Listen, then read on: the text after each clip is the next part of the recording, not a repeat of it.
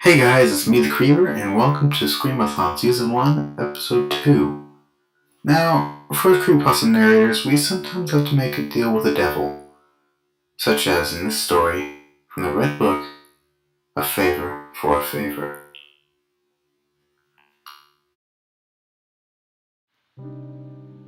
It must have been the most run-down, filth-ridden motel room I had ever seen.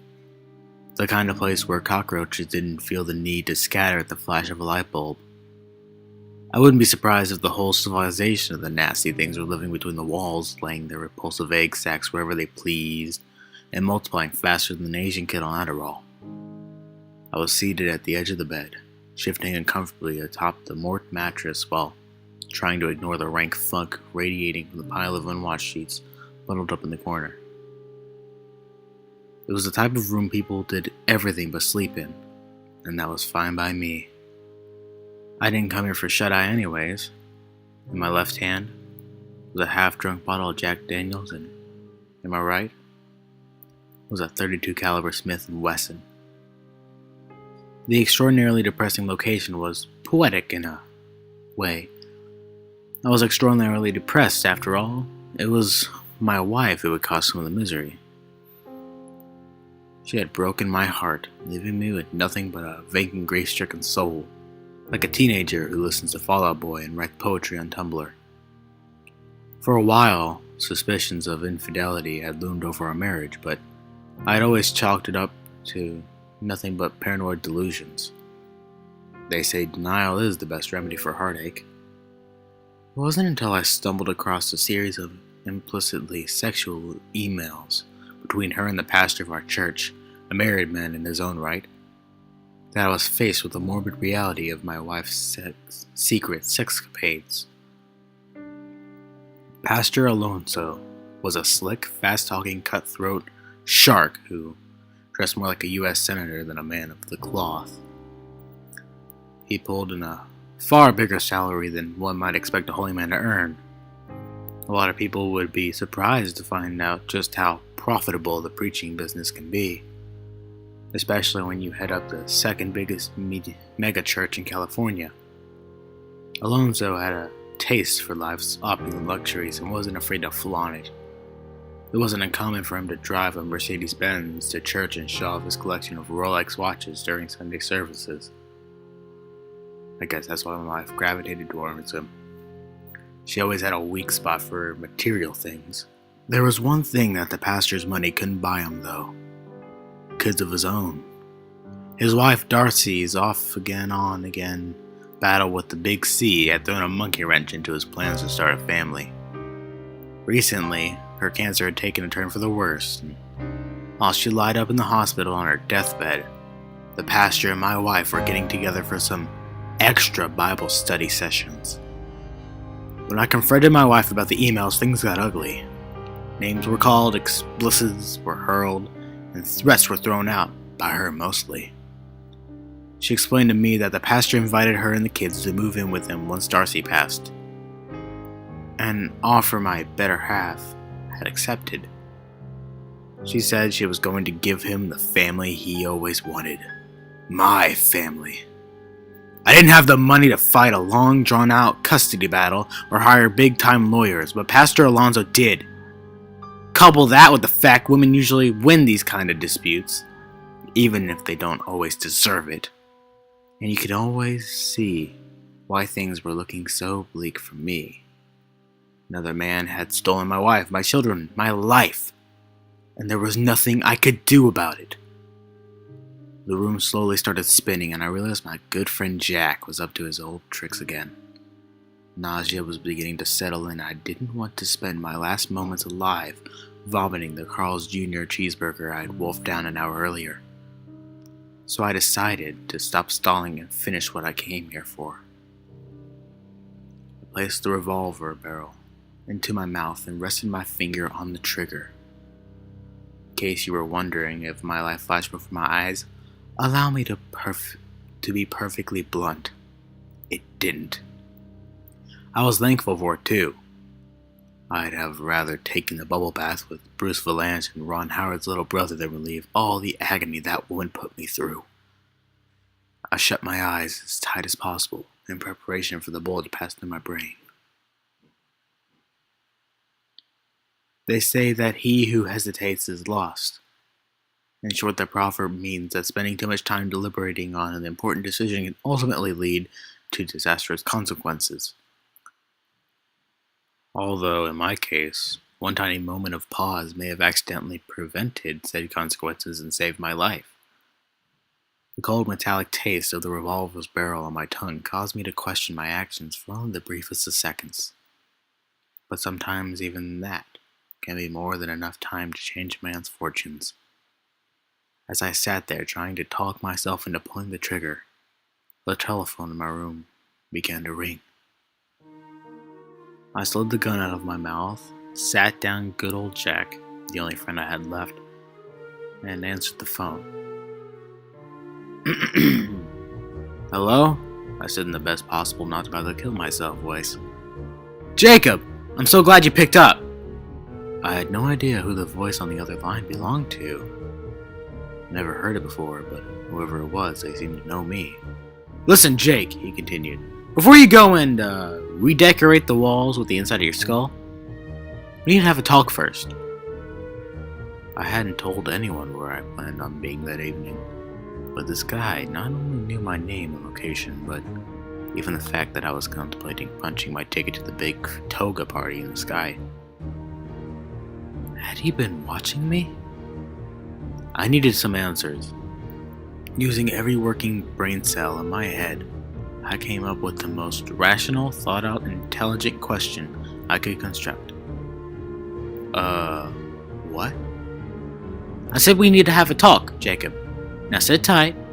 I'm on my way over there to your room now. And with that, he hung up the phone. I stared blankly at the wall, completely dumbfounded. My mind still trying to process what happened. I wondered for a moment if I'd just been a victim of a prank call. It seemed from our short conversation that the guy on the other end of the line had been watching me. My first inclination was that he might have been some sort of pervert. After all, the motel wasn't exactly a 4-star accommodation, and I did notice that the place looked to be a magnet for weirdos, freaks, and other types of seedy characters when I checked in. I took a swig of liquid courage. For some reason, I always felt braver when Jack was around. The knock at the door nearly caused me to lose my control of my bowels. That double Weston bacon cheeseburger was coming out one way or the other. I tried to convince myself that I was just being neurotic, but something about the call made me feel uneasy.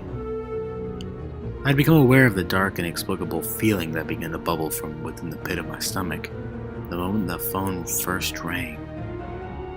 An awful combination of dread, fear, hate, and a myriad of other terrible emotions all simmering together in some kind of unspeakable brew. Who is it? I called out. No one answered. I waited for a response and then tried again, this time with a little more bass in my voice. Who is it? I stood over my bed, tucked the gun in my waistband for my pants, then zipped up my jacket, making sure it was properly concealed before making my way towards the door. I said, who is it? Housekeeping! The voice on the other side of the door sounded like it belonged to an elderly Hispanic woman. Oh, I chuckled to myself for letting the maid get me so riled up. Please come back later, thank you. Housekeeping! I said come back, please. I clean now? By this point, the woman was seriously trying my patience. Either she didn't speak English or she was a complete moron. I come in? There's a sign on the doorknob. Can't you read? I swung open the door, ready to give the woman a piece of my mind. It says, do not There was no one in the hallway. I leaned my head out of the room to see if the irritating maid hadn't bothered with some other poor sap, but the corridor was as empty and barren as the Blockbuster video store. Convinced that I had officially lost my marbles, I retreated back inside and closed the door behind me. Not a second later, the knocking started again. Housekeeping! Go away! I shouted at the top of my lungs. Where'd she come from? Just moments earlier, I was alone in the halls.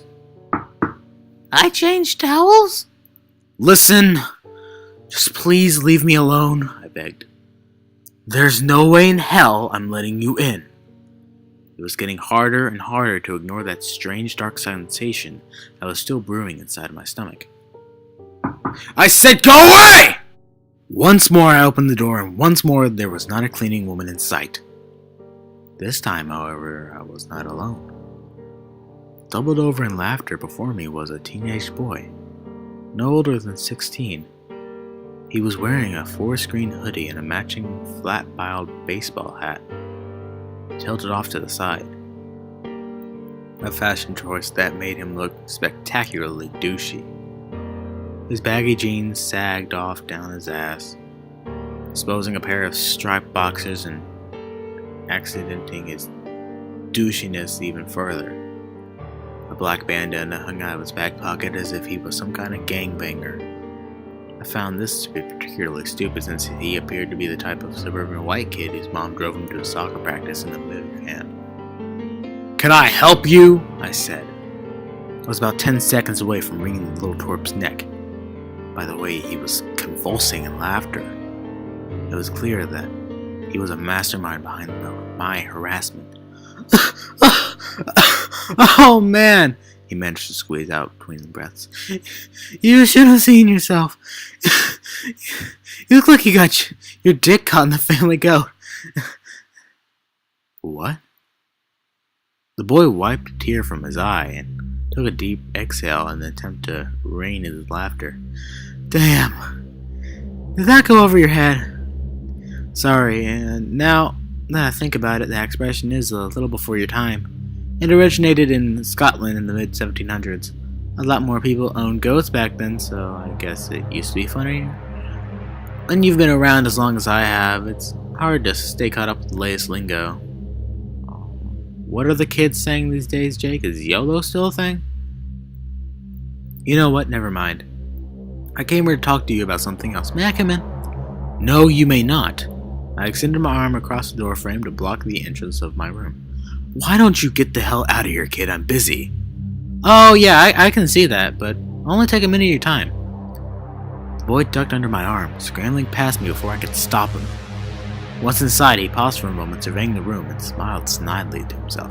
Jeez, Jake, this place is a dump. Why the blazes would you want to blow your brains out here? I personally would have gone with the Ritz-Carlton uptown. I was going to off myself.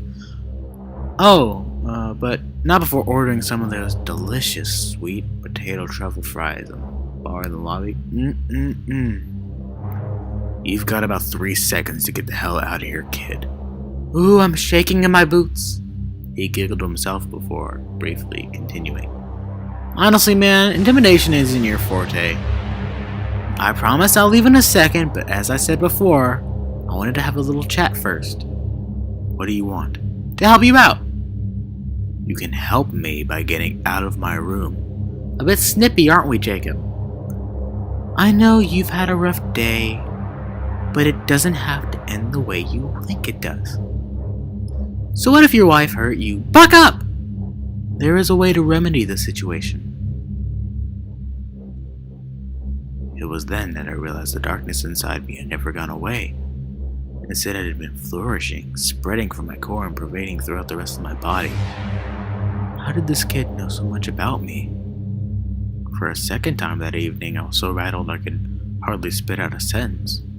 Who are you? I said.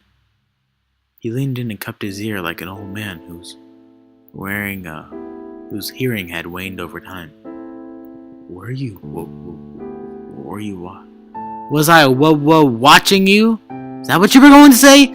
Learn to enunciate, man! Sorry to interrupt, but if I let you do this talking, we're going to be here all night, and believe me when I tell you, I've got other places to be. Now then, why don't I answer your second question first? Yes, I was watching you. But not in the creepy, staring at you through the window kind of way. No. You know, like Ryan Gosling in Drive. You ever see that movie? It's surprisingly good, and that Gosling. Oh, he's got chops, I tell ya. The guy's so damn handsome, too. Some lucky bastard just hit the jackpot on the genetic lottery. Am I right? The kid was giving me a bad vibe. I slid my hand in my jacket pocket and felt for the fabric for the handle of my revolver. Now, all the while, he continued to blabber senselessly about how Mickey Mouse Clubhouse was the greatest thing to ever happen to the entertainment industry. I needed to somehow get control of the situation. Shut the hell up, kid! You better give me some straight answers right now! Why were you watching me? The boy's smile quickly disappeared. He scanned me up and down, probing me with his eyes as if he was examining every inch of my body. The look of utter disgust on his face, it was bizarre. His very stare made me feel ashamed and violated. More questions, huh? First off, you should probably make sure the hammer isn't cocked in that little lemon squeeze of yours. You're gonna shoot your dick off and then you'll really have a reason to kill yourself. Somehow he knew about the gun I was hiding under my coat. And I zipped my jacket and pulled it out from my pants. He was right. I'd left it cocked. I was watching you because I saw a doomed soul, a lost spirit, so to speak, who was about to let the bad guys win, and I just couldn't bring myself to allow you to do it. He moseyed over to the television and dragged his fingers around and down the screen, leaving a spotless streak across the otherwise dust-covered glass. Take it from a guy who's been there before. I know exactly what you're feeling right now. I too have been betrayed by someone I loved, cast down and thrown out in favor for another. He paused for a moment, looking at the dust that collected on his fingertip. Then he wiped it across the screen. But I hadn't answered your first inquiry yet, have I? Who am I? Well, that's a loaded question. I'm a man of many epilepsies. Over the years, I've been known as the bearer of light, son of perdition, even the proud one. In a story he once wrote, Washington Irving referred to me as Old Nick. I've been atoned a prince, while at the same time branded a beast. You're telling me that you're the... Pleased to meet you! Hope you guessed my name. But that's impossible. Why? You go to church, don't you? Is it so hard to believe the asinine little book? The one you people so arrogantly proclaim to be God's true word actually got something right? Don't go patting yourself on the back for being a Christian, though. The Bible's full of more half-truths and garbage than the supermarket tabloid. I was completely taken aback by what the boy was saying. A couple of minutes earlier, I was getting ready to lodge a bullet in my brain. Now I was talking to a teenager who had just declared himself to be the embodiment of evil. If you're the devil, I asked, then why do you look like a kid? Why not? I do as I please. I can appear as whatever I want, or whoever I want. You think this is weird? Once I made myself look like a snake just so I could talk to a hot naked chick. Oh man. Yeah, but it doesn't make any sense. Neither did Carlos Mencia's comedy career. But it happened anyways. By the way, I assure you I had nothing to do with that. He shook his head. I suppose it's proof you require, eh? I miss the old days where you people would blindly take me for my word. It made it so much easier to cheat at poker. The boy gave me a mischievous wink. Alright, why don't you pick up the phone? There's someone who needs to speak to you. Not a second later, a shrill, ear-splitting sound cut through the motel room. The telephone on the end table was ringing. I shot a skeptical look at the teenager. He was holding his hand to his ear as if it was an invisible phone in it. Hello? I said as I picked up the call. Housekeeping! I clean now? As the boy's lips moved, I could hear the cleaning woman's voice over the telephone. No hablo inglés. I come in? He burst into a fit of laughter. I was floored. I tried to play cool, but I'm certain he could read the shock in my face. Check this one out. He cleared his throat. I'm leaving you, Jacob. He sounded like my wife. Pastor Alonso has a bigger house than you. As a matter of fact, that's not the only thing that's bigger. This sent him into another round of giggles. After he had his laugh, his voice returned to normal. Not bad, right? I mean, I'm no Danny Grains, but I bet I could still play the nugget. And when he said that, he smiled. It was just a little too wide, wider than a mouth should stretch. Ever so briefly, I caught a glimpse of his teeth. It was as if hundreds of tiny daggers were protruding from his gums. He shifted his head ever so slightly in a peculiar fashion, and the peculiar facial features had disappeared. Once again, he looked like a typical douchebag teenager.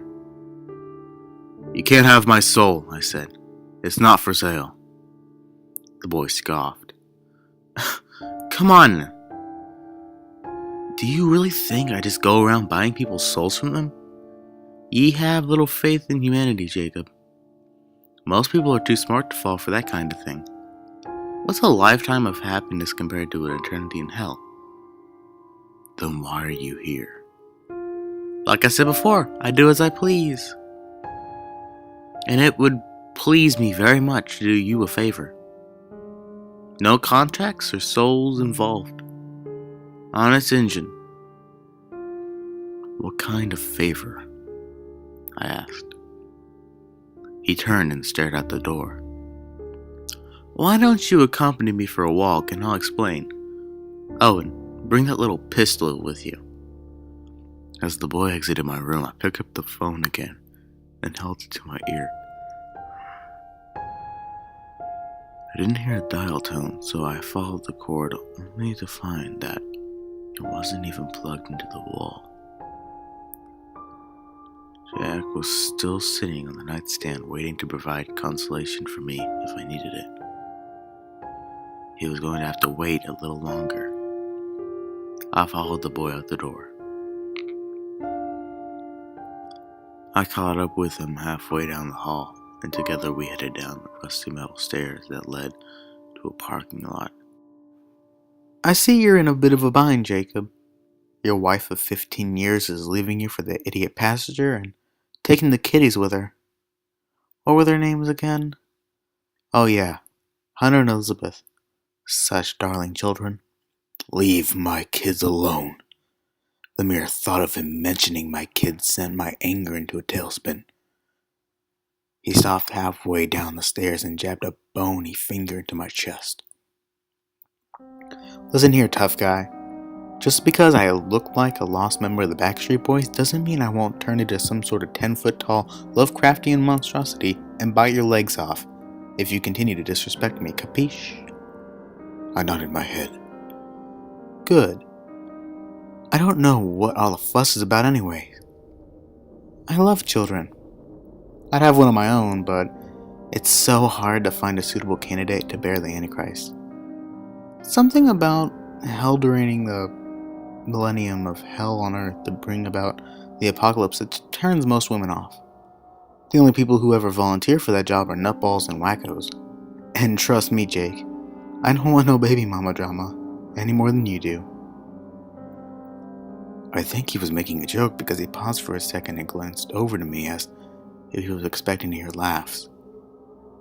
He continued talking once he realized I didn't find him amusing. If you ask me, you have 3 options. Option number 1. You go back to your room and blow your brains out. You never see your kids again and your wife continues fucking the pasture. Option number 2. You don't do anything like a pussy. Go back to your boring and now lonely existence. You'll see your kids the second Saturday of every month, and your wife continues fucking the pasture. I suppose this is where you tell me about option 3. When we made it to the base of the stairs, he gestured towards the parking lot, indicating a direction he wanted to walk. Smart man, he said. Option number 3 is this. You take that .32 caliber Smith & Wesson over to the pastor's McMansion tonight. Your wife's there right now, discussing church business. He made a set of quotations in the air with his fingers. I'm sure he's got her down on her knees, taking communion as we speak, accepting the holy body inside her mouth and all that. Okay, I get it. But that's a terrible joke. We aren't even Catholic. What are you trying to say? You want me to kill the Pastor Alonso? Kill the pastor, kill your wife? Hell. Kill his annoying little shih tzu while you're at it. You have to kill them, Jacob. Don't let them take your children from you and their lives for trying to ruin yours. I'd do it for you, but no killing is one of the few rules I'm bound to by on this miserable plane of existence. I have to admit it. It was an idea that had crossed my mind earlier that night, but more a fantasy than anything. I never actually considered going through with it. But that would be a sin, I said. Now that I know hell exists, there's no way I'd do anything towards damnation. Look who you're talking to, Jacob. Don't you think I have a little bit of pull down there? For this one particular night, I will absolve you of your sins. Think of it as a get-out-of-jail-free card. And don't worry about the fuzz either. I have friends in high places. You won't even be considered a person of interest in the murder investigation. I couldn't believe I was even entertaining the idea. I'd become so engrossed with that, what a miniature Kevin Federline was proposing, that I didn't even realize he was leading us to my car until we were standing right in front of it. Ah, I see my reputation precedes me. Like I said before, I'm just doing you a solid, man. He stuck his fist out, waiting for me to bump it. I left the devil hanging. Maybe one day in the future you will pay the favor. Or not. You certainly wouldn't be obligated to. What kind of favor? I don't know. Pick up some dry cleaning? I haven't thought of it yet. Who cares? I may never bother you again after. I reminisce back to when my wife and I were young. We were so in love, and now I was standing in the parking lot under a neon light of the world's dirtiest roach motel, letting the baby-faced demon talk me into murdering her. How did it come to this? She's my wife, I said. Part of me still loves her. I don't know if I could do anything like that to harm the mother of my children. He rolled his eyes. Oh, and clearly she loves you too. Why else would she be on her back right now, letting that idiot pastor plow her into next week? When he said that, his voice got deeper. 1,000 octaves lower than anything I'd ever heard in my life. The sound was maddening. It made me want to bury my fingers into my ear canals until my eardrums burst. You're adulterous. Whore of a wife sinned with that slimy, two-faced sour excuse for a human being as we speak. If that wasn't enough, she plans on ruining you and taking your children, and for what? Because you don't have a big house or a fancy car. She used you until something bigger and better came along, and he did the same thing to his wife. Hell is filled with men and women like them, sending them where they belong. I felt as though his voice was microwaving my brain from the inside. I grabbed my head and fell to my knees. That pastor sins in God's name, and you really sit there and do nothing? Send them hell, Jacob. Send them to me, and I will make sure they suffer until the end of time. Okay, I'll do it. Excellent. His voice had conveniently reverted back to normal. Let's get started, shall we? I'll meet you at the pastor's house. I'd ride with you, but I'm the lord of the fucking darkness, and you drive a Prius, so you know. Even though he wasn't in the car with me, while I drove over to Pastor Alonso's home, I knew I was far from alone. Every time I doubted my sanity, every time I started to question if what I was transpired was even real. He was there, standing on a street corner, waiting at the bus stop, even watching me from the windows of the cars as they passed me by. I realized now that he was keeping an eye on me, making sure I didn't get cold feet. It came as no surprise to find him already waiting for me on the front steps of the pastor's massive home, where I pulled up. He placed a hand on my shoulder when we got there and spoke some final words of encouragement to motivate me. "Do for your children, Jacob." From the moment I nudged open the pastor's gauntly oversized front door, I could hear he and my wife wailing away up in the bedroom. I drew my gun and followed the moans up the steps. "Geez, Jake, it sounds like a couple of pigs getting slaughtered in there. Is that what it was like when you two used to bump uglies?" I brushed off this inconsiderate quip and leaned against the door. The boy was licking his lips in anticipation. It seemed as if he wanted them dead worse than I did. Doubt began to seep into my mind. I was no killer. The very thought of murdering the mother of my children was beginning to make me feel sick. Perhaps sensing apprehension, he started whispering in my ear, "Do it, Jacob. Send them to hell." His words were easy to ignore. I was too busy thinking about my kids. Could I really take their mother away from them? Even though I have to let the boy manipulate me that evening, I still had my free will. I knew that I had the power to walk out the front door if I wanted to, and no one needed to die. "He who hesitates is lost, Jake." How could I even pull the trigger, for God's sake? I still loved the woman. That's when the dark, inexplicable feelings that had grown inside me started to dwindle. In this place, I felt hope. Hope that maybe, if I could talk to her, even hear her speak, I could come to my senses. Then, almost on cue, her voice rang out, resonating through the air like a magnificent melody plucked from the fingers of the master harpist. "Fuck me, preacher man!" I kicked in the door.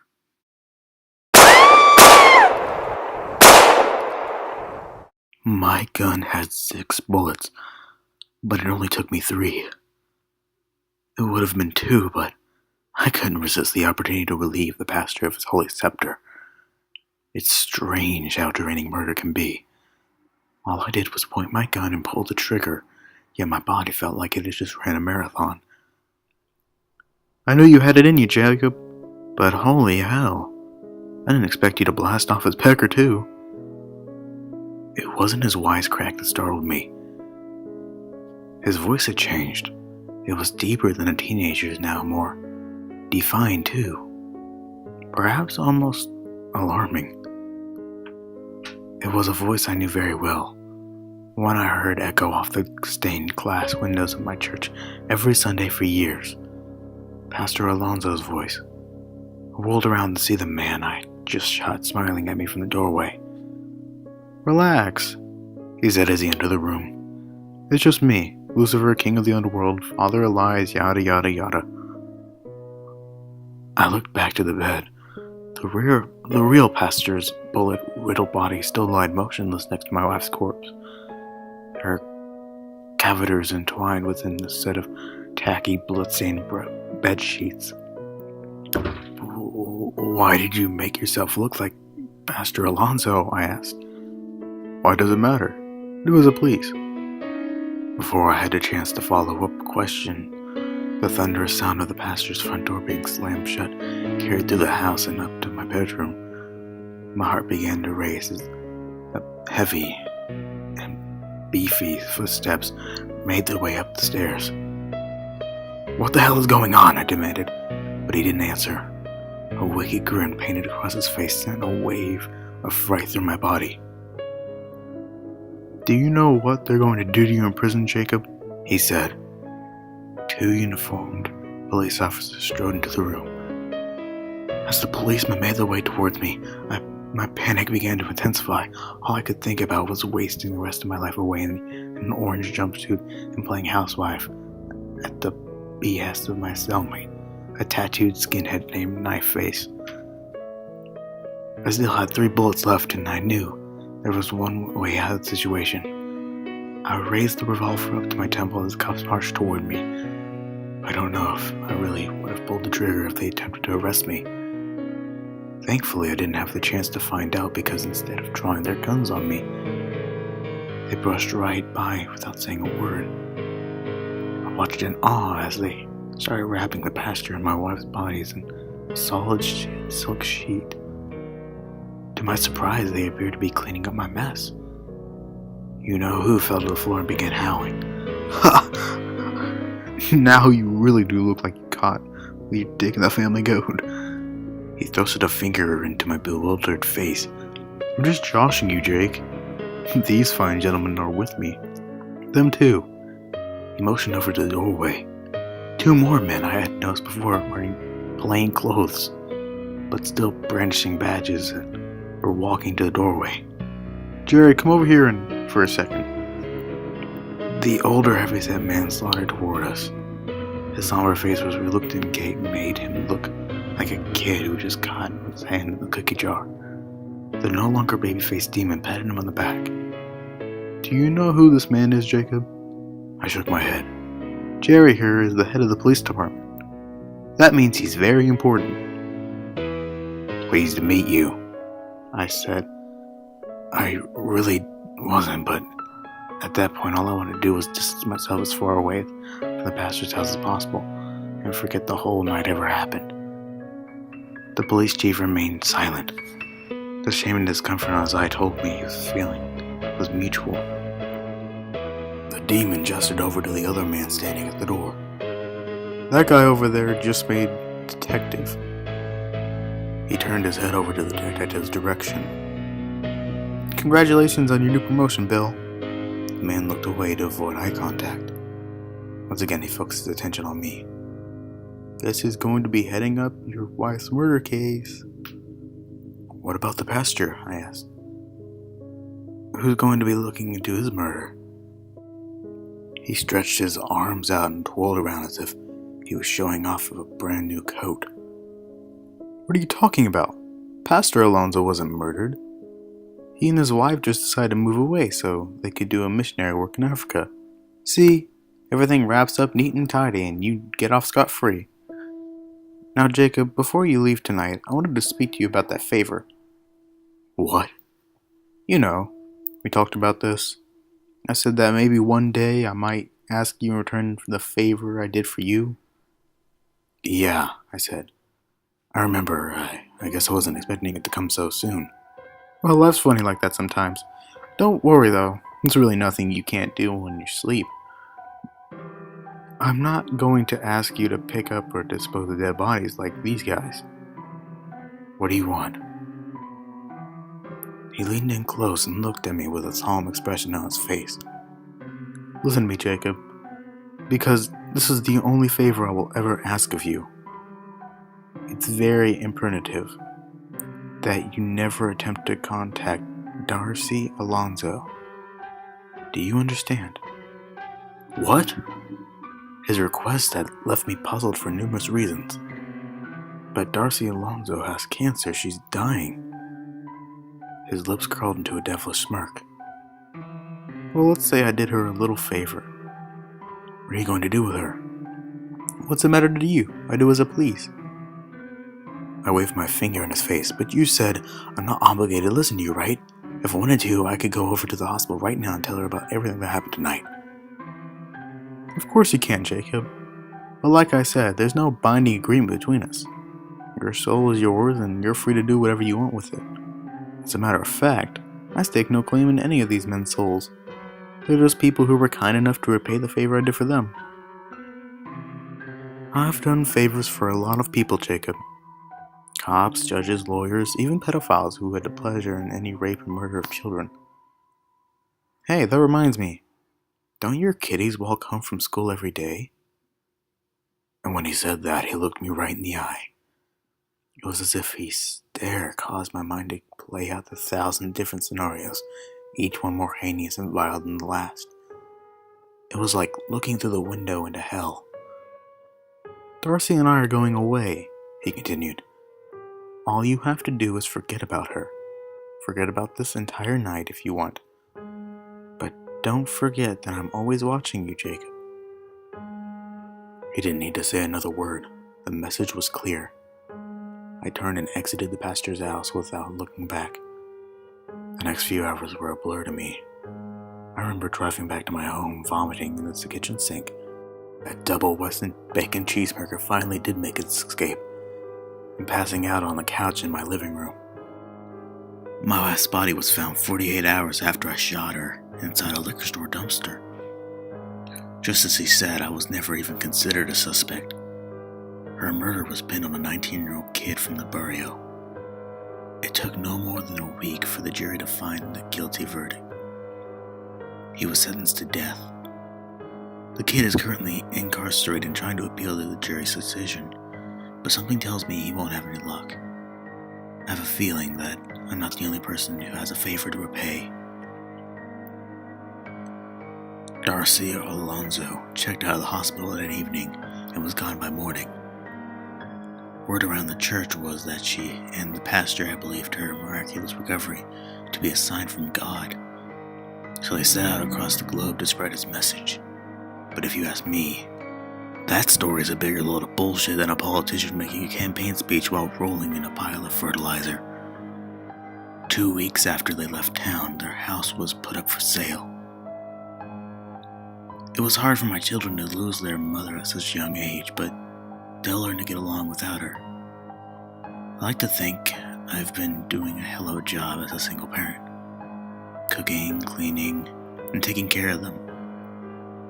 It took a while for things to start getting back to normal for us, but the fact that they're smiling, laughing again, makes me think that they're going to be okay. About a year after everything happened, I received a green envelope in the mail. I didn't think much of it at first. It was the middle of December and I'd already collected dozens of Christmas cards. It wasn't until I tore open the envelope that I realized the dark, inexplicable sensation that made its presence known once again in the pit of my stomach. It wasn't the title or on the font of the card that made me sick. "Merry Christmas" from the Alonzos. It was what I saw when I opened it. The message was just one sentence long, but it hit me in the gut like a body blow from Mike Tyson. The doctor says we're due to have the best Christmas ever. Attached to the card was a picture of Darcy and the pastor wearing ugly Christmas sweaters and grinning from ear to ear. Darcy's sweater, however, was pulled up past her midsection, exposing her belly. She looks like she's about 9 months pregnant.